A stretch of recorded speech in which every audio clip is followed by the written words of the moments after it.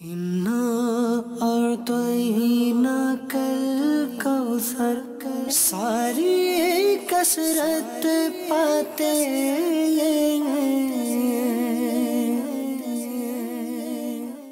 الحمدللہ رب العالمین والصلاة والسلام علی سید الانبیاء والمرسلین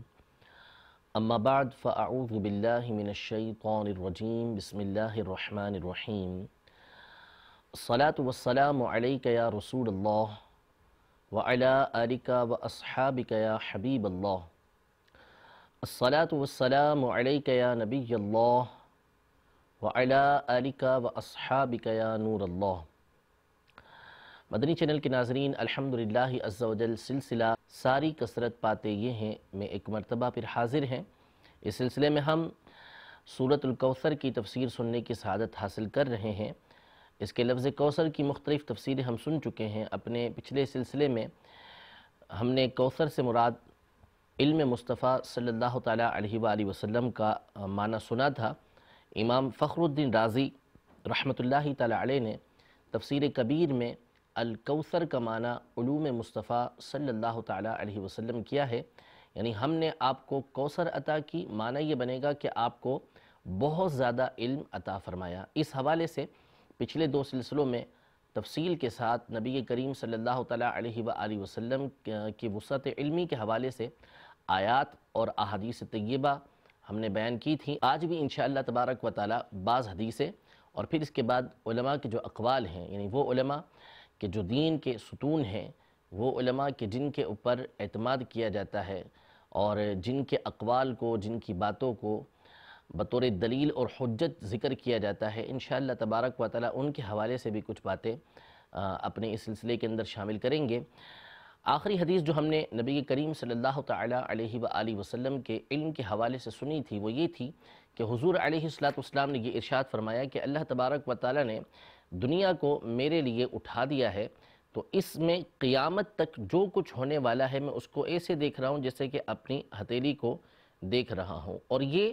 صرف نبی کریم صلی اللہ علیہ وسلم کے لیے نہیں بلکہ آپ سے پہلے جو انبیاء کرام علیہم السلام تھے ان کو بھی اللہ نے ایسا ہی علم عطا فرمایا تھا۔ یہ ارشاد فرمایا حضور علیہ السلام نے کہ میرے لیے ایسے ہی واضح کر دیا جیسا کہ مجھ سے پہلے انبیاء کرام علیہم السلام کے لیے واضح فرمایا تھا۔ مزید حدیث پاک اس حوالے سے سنتے ہیں۔ صحیح مسلم میں اور مسند امام احمد بن حنبل میں اور سنن ابن ماجہ میں سیدنا ابو ذر غفاری رضی اللہ تعالی عنہ سے روایت ہے کہ رسول اللہ صلی اللہ تعالی علیہ وآلہ وسلم نے ارشاد فرمایا عرضت علی امتی باعمارها حسنها وقبیحها، یعنی میری ساری امت اپنے سب اعمال کے ساتھ، نیک اعمال ہوں یا بد اعمال ہوں، میرے سامنے پیش کی گئی۔ ساری کی ساری امت کو میرے سامنے پیش کر دیا گیا اور ان کے جو اعمال تھے، جو انہوں نے کرنے ہیں، چاہے وہ اچھے اعمال کرنے ہوں چاہے وہ برے اعمال کرنے ہوں، وہ تمام کے تمام کے ساتھ میرے سامنے پیش کر دیا گیا۔ اور حضور علیہ السلام کے سامنے جب پیش کیا گیا تو یقیناً نبی کریم صلی اللہ تعالیٰ علیہ وسلم نے ان تمام چیزوں کو جان لیا، جیسا کہ ایک اور حدیث مبارکہ جو امام طبرانی رحمۃ اللہ تعالیٰ علیہ نے معجم کبیر میں اور امام ضیاء مقدسی رحمۃ اللہ تعالیٰ علیہ نے اپنی کتاب المختارہ میں سیدنا حذیفہ رضی اللہ تعالیٰ عنہ سے روایت کیا کہ رسول اللہ صلی اللہ تعالیٰ علیہ وسلم نے ارشاد فرمایا عرضت علی امتی البارحہ لدی هذه الحجرة حتى لأن اعرف بالرجل منهم من احدكم بصاحبی، یعنی گزشتہ رات مجھ پر میری امت اس حجرے کے سامنے میرے سامنے پیش کی گئی۔ ساری کی ساری امت نبی کریم صلی اللہ تعالیٰ علیہ وآلہ وسلم کے حجرے کے سامنے آپ کے سامنے پیش کی گئی۔ اب یہ کیسے پیش کی گئی یہ اللہ تبارک و تعالیٰ جانتا ہے اور اس کے بتائے سے اس کے حبیب جانتے ہیں۔ جو رسول اللہ صلی اللہ تعالیٰ علیہ وآلہ وسلم نے ارشاد فرمایا ہم اس پر ایمان رکھتے ہیں۔ آپ کے سامنے ساری کی ساری امت پیش کی گئی۔ آپ صلی اللہ علیہ وسلم فرماتے ہیں کہ بے شک میں ان کے ہر شخص کو اس سے زیادہ پہچانتا ہوں کہ جیسا تم میں سے کوئی اپنے ساتھی کو جانتا ہے، یعنی کوئی اپنے ساتھی کو جس طرح جانتا ہے اس سے زیادہ میں اس شخص کو جانتا ہوں، یعنی اپنی تمام کی تمام امت کو جانتا ہوں۔ یہ نبی کریم صلی اللہ تعالیٰ علیہ وسلم کی وسعت علمی ہے کہ قیامت تک آپ کی جتنی امت ہونے والی تھی تمام کے تمام کو نبی کریم صلی اللہ علیہ وسلم نہ صرف جانتے ہیں بلکہ یہ تک جانتے ہیں کہ اس نے اچھے عمل کون سے کرنے ہیں، برے عمل کون سے کرنے ہیں، بلکہ اس قدر جانتے ہیں کہ جتنا ایک قریبی دوست، قریبی ساتھی اپنے دوست کو جانتا ہے، اس سے بھی زیادہ نبی کریم صلی اللہ تعالیٰ علیہ وآلہ وسلم اپنے امتی کو جانتے ہیں۔ الحمدللہ رب العالمین۔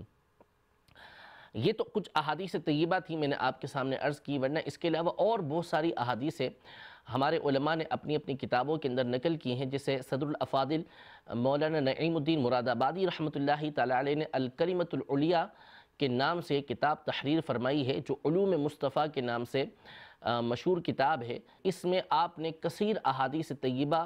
ذکر کی ہیں کہ جس میں نبی کریم صلی اللہ تعالیٰ علیہ وآلہ وسلم کی وسعت علمی کو بیان کیا گیا ہے۔ امام بصیری رحمۃ اللہ تعالیٰ علیہ جو مشہور و معروف امام ہیں، اور ان کا قصیدہ بردہ جس قدر مشہور ہے، یہ عالم پر واضح ہے کہ اللہ تبارک و تعالیٰ نے اس قصیدہ بردہ کو ایک قبولیت عامہ عطا فرمائی ہے کہ ہر خاص و عام اس کو پڑھتا ہے اور اس کی برکتوں کو جانتا ہے۔ امام بصیری صرف قصیدہ بردہ شریف لکھنے والے نہیں تھے، بلکہ آپ اپنے زمانے کے نبی کریم صلی اللہ تعالیٰ علیہ وسلم کے بہت بڑے مداح تھے، بہت بڑے ناطخواں تھے، اور آپ نے کئی قصیدے نبی کریم صلی اللہ تعالیٰ علیہ وسلم کی تعریف میں لکھے ہیں۔ انہی میں سے آپ کا ایک قصیدہ ہے، قصیدہ حمزیہ کے نام سے، اور اس کو نام ام القرآن کا بھی دیا گیا ہے۔ اس قصیدے کے اندر آپ نبی کریم صلی اللہ تعالیٰ علیہ وآلہ وسلم کے علم کے حوالے سے فرماتے ہیں کہ وسع العالمین علما و حکما، یعنی رسول اللہ صلی اللہ تعالیٰ علیہ وآلہ وسلم کا علم اور حکمت یہ تمام جہانوں کو گھیرے ہوئے ہیں۔ ان تمام جہانوں میں نبی کریم صلی اللہ تعالیٰ علیہ وسلم کا علم ہے، ہر چیز کا علم حضور علیہ السلام کو اللہ تبارک و تعالیٰ نے عطا کیا ہے، اور یوں ہی نبی کریم صلی اللہ تعالیٰ علیہ وسلم کی جو حکمت ہے وہ تمام عالم کو گھیرے ہوئے ہے۔ یہ امام اجل سیدنا امام بصیری رحمۃ اللہ تعالیٰ علیہ نے اپنے قصیدے میں فرمایا۔ اس کی شرح کرتے ہوئے امام ابن حجر مکی حیثمی رحمۃ اللہ تعالیٰ علیہ شرح افضل القرآن میں ارشاد فرماتے ہیں لِأَنَّ اللَّهَ تَعَالَى اطَّلَعَهُ عَلَى الْعَالَمِ فَعَلِمَ عِلْمَ الْأَوَّلِينَ وَالْآخِرِينَ وَمَا كَانَ وَمَا يَكُونَ، یعنی یہ اس لیے کہ بے شک اللہ عز و جل نے حضور اقدس صلی اللہ تعالیٰ علیہ وسلم کو تمام جہان پر اطلاع بخشی، یعنی حضور علیہ السلام کو تمام جہان کا علم عطا فرمایا، تو سب اگلے پچھلوں اور ما کان وما یکون، یعنی جو ہو چکا تھا، جو ہونے والا ہے، اس کا علم حضور صلی اللہ تعالیٰ علیہ وآلہ وسلم کو عطا فرمایا۔ یہ امام اجل اتنے بڑے امام ہیں، امام ابن حجر حیثمی مکی رحمۃ اللہ تعالیٰ علیہ، جو ملا علی قاری رحمۃ اللہ تعالیٰ علیہ اور اس طرح کی دیگر اجلہ محدثین کے استاد ہیں، انہوں نے شرح افضل القرآن کے اندر اس بات کو ذکر کیا ہے۔ اسی طرح حافظ ابن حجر عسقلانی رحمۃ اللہ تعالیٰ علیہ کے استاد قدوۃ المحدثین سیدی زین الدین عراقی رحمۃ اللہ تعالیٰ علیہ، یہ شرح مہذب میں، اور پھر انہی سے نقل کرتے ہوئے علامہ خفاجی رحمۃ اللہ تعالیٰ علیہ نسیم الریاض کے اندر، یہ سارے کے سارے اجلہ محدثین ہیں اور قدیم اسلاف میں سے ہمارے بزرگ ہیں۔ یہ ارشاد فرماتے ہیں کہ انہ صلی اللہ تعالیٰ علیہ وسلم عرضت علیہ الخلائق من لدن آدم علیہ السلام الى قیام الساعة فعرفهم كلهم كما علم آدم الاسماء، یعنی نبی کریم صلی اللہ تعالیٰ علیہ وآلہ وسلم کو حضرت آدم علیہ السلام سے لے کر قیامت کے قائم ہونے تک تمام مخلوقات الہی، جتنی بھی مخلوقات ہیں، یہ حضور صلی اللہ تعالیٰ علیہ وسلم کے سامنے پیش کی گئیں، اور حضور نے جمی مخلوقات کو، چاہے وہ گزشتہ ہوں چاہے آئندہ آنے والی ہوں، سب کو پہچان لیا، جس طرح آدم علیہ السلام کو تمام نام سکھائے گئے، یعنی جس طرح آدم علیہ السلام کو قرآن پاک میں فرمایا گیا کہ وَعَلَّمَ آدَمَ الْأَسْمَاءَ كُلَّهَا، کہ آدم علیہ السلام کو تمام چیزوں کے نام بتائے گئے اور ان کو تمام چیزوں کا نام دیا گیا، اس کا علم عطا کیا گیا، تو اسی طرح نبی کریم صلی اللہ تعالیٰ علیہ وسلم کو حضرت آدم علیہ السلام سے لے کر قیامت تک جتنی بھی مخلوقات ہیں، تمام کے تمام نبی کریم صلی اللہ علیہ وسلم کے سامنے نہ صرف پیش کیے گئے، بلکہ اس کا علم بھی نبی کریم صلی اللہ تعالیٰ علیہ وآلہ وسلم کو عطا فرمایا گیا۔ اسی طرح امام ابن الحاج مکی رحمۃ اللہ تعالیٰ علیہ اور امام قسطلانی رحمۃ اللہ تعالیٰ علیہ مواہب اللدنیہ میں ارشاد فرماتے ہیں کہ قد قال علماؤنا رحمهم اللہ تعالی لا فرق بین موتہ و حیاتہ صلی اللہ تعالی علیہ وسلم فی مشاہدتہ لأمتہ ومعرفتہ بأحوالہم ونیاتہم وعزائمہم وخواطرہم وذالک جلی عندہ لا خفاء بہ، یعنی بے شک ہمارے علماء کرام رحمہم اللہ تعالی نے فرمایا کہ رسول اللہ صلی اللہ تعالی علیہ وسلم کی حالت دنیاوی اور اس وقت کی حالت، یعنی جو دنیا سے رخصت ہونے کی حالت ہے، اس میں کچھ فرق نہیں۔ دنیاوی حالت ہو یا دنیا سے رخصت ہونے والی حالت ہو، یعنی دنیا سے آپ نے وصال فرما لیا، ان دونوں میں کوئی فرق نہیں ہے کہ نبی کریم صلی اللہ تعالی علیہ وسلم اب بھی اپنی امت کو دیکھ رہے ہیں، ان کے ہر حال، ان کی ہر نیت، ان کے ہر ارادے، ان کے دلوں کے اندر ہر گزرنے والے خیال اور خطرے کو حضور پہچانتے ہیں، اور یہ سب چیزیں حضور صلی اللہ تعالیٰ علیہ وسلم پر ایسی روشن ہے کہ جس میں کسی طرح کی کوئی پوشیدگی نہیں ہے، بالکل یہ ساری کی ساری چیزیں نبی کریم صلی اللہ علیہ وسلم پر واضح ہیں۔ آپ دیکھیں کہ ہمارے علماء کرام نبی کریم صلی اللہ تعالیٰ علیہ وآلہ وسلم کے علم کی وسعتیں کیسی بیان کر رہے ہیں۔ پہلے تو جو امام بوصیری ہیں، امام زین الدین عراقی رحمہ اللہ ہیں، اس طرح امام ابن حجر حتمی مکی ہیں، وہ تو ظاہری چیزوں کے بارے میں بتا رہے ہیں کہ ان تمام چیزوں کا علم نبی کریم صلی اللہ علیہ وسلم کو دیا گیا، لیکن امام ابن الحاج مکی العبدری رحمۃ اللہ تعالی علیہ اور امام قسطلانی رحمۃ اللہ تعالی علیہ جو شارح بخاری ہیں، یہ اتنا تک ارشاد فرما رہے ہیں کہ نبی کریم صلی اللہ تعالی علیہ وسلم صرف ظاہری چیزوں کو نہیں، بلکہ جو آپ کی امت کے خیالات ہیں، ان کی نیتیں ہیں، ان کی جو ارادے ہیں، ان کے دلوں میں جو خطرات گزرتے ہیں، ان تمام کو جاننے والے ہیں۔ یہ امام قسطلانی رحمۃ اللہ تعالی علیہ نے المواہب اللدنیہ میں ارشاد فرمایا، اور یہ تک بیان کر دیا کہ اس میں کوئی فرق نہیں ہے کہ یہ نبی کریم صلی اللہ تعالی علیہ وسلم کی دنیاوی حیات کا معاملہ ہو یا اخروی حیات کا معاملہ ہو، اس سے آپ اسلاف کے عقیدے کو بخوبی جان سکتے ہیں۔ اسی طرح عالم علماء ہند شیخ محقق شیخ عبدالحق محدث دہلوی رحمۃ اللہ تعالی علیہ، جن کی برکت سے پاک و ہند کے اندر علم حدیث پھیلا، اور آپ ہی ہیں کہ جو حجاز سے ہند کے اندر علم حدیث کو لے کر آئے اور اس کو ترویج دی آپ نے، یہ اپنی کتاب مدارج النبوہ میں ارشاد فرماتے ہیں کہ ان کی یاد کرو اور ان پر درود بھیجو، اور ذکر کے وقت ایسے ہو جاؤ گویا تم ان کی زندگی میں ان کے سامنے حاضر ہو